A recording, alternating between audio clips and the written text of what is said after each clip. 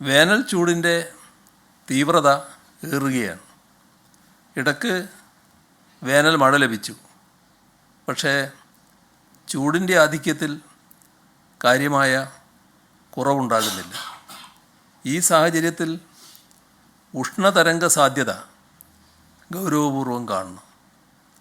ഉഷ്ണതരംഗം നേരിടുന്നതിൻ്റെ ഭാഗമായി ആവശ്യമായ ബോധവൽക്കരണ പ്രവർത്തനങ്ങൾ നടത്തുകയും പൊതുസ്ഥലങ്ങളിൽ ആവശ്യമായ സൗകര്യങ്ങൾ ഒരുക്കുകയും ചെയ്യും.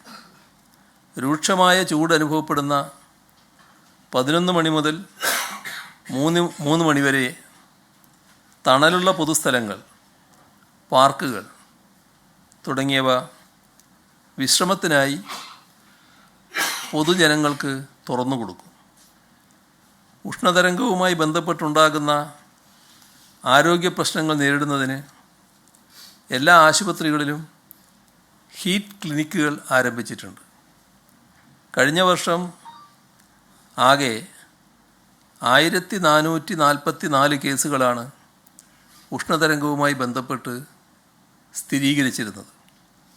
ഈ വർഷം ഇതിനോടകം 156 കേസുകൾ സ്ഥിരീകരിച്ചിട്ടുണ്ട്. ഇവയിൽ കൂടുതലും പാലക്കാട് ജില്ലയിലാണ്.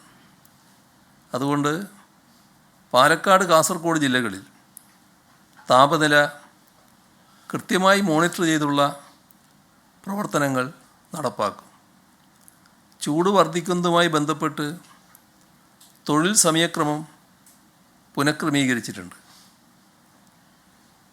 നേരിട്ട് സൂര്യപ്രകാശം ഏൽക്കാൻ സാധ്യതയുള്ള തൊഴിലാളികൾക്ക് ആവശ്യമായ സുരക്ഷയും സൗകര്യങ്ങളും തൊഴിലിടങ്ങളിൽ ഒരുക്കണം. പഠന പിന്തുണ പരിപാടിയുമായി ബന്ധപ്പെട്ട് ഈ സമയത്ത് സ്കൂളുകൾ നടക്കുന്ന ക്ലാസ്സുകൾ കഴിവതും ഉച്ചയ്ക്ക് മുൻപ് അവസാനിപ്പിക്കണം. സ്കൂളുകളിൽ കൃത്യമായ ഇടവേളകളിൽ വെള്ളം കുടിക്കുന്നതിനായി വാട്ടർ ബെൽ സംവിധാനം തുറന്നു വരുന്നുണ്ട്. ഉഷ്ണകാലത്ത് വന്യജീവികൾക്ക് കാട്ടിനുള്ളിൽ ആവശ്യത്തിന് ജലലഭ്യത ഉറപ്പാക്കുന്നല്ല നടപടികൾ സ്വീകരിക്കും. വിസ്റ്റ ക്ലിയറൻസും കുളം, പുൽത്തകടി എന്നിവയുടെ നവീകരണവും നടപ്പിലാക്കും. വനത്തിനുള്ളിൽ ഫലവൃക്ഷങ്ങളും നടും. വളർത്തുമൃഗങ്ങളുടെ കൂടിന് മുകളിൽ ഇലകളിട്ട് മൂടിയും ഇടയ്ക്കിടയ്ക്ക് വെള്ളം സ്പ്രേ ചെയ്തും അവയെ ചൂടിൽ നിന്നും സംരക്ഷിക്കാവുന്നതാണ്.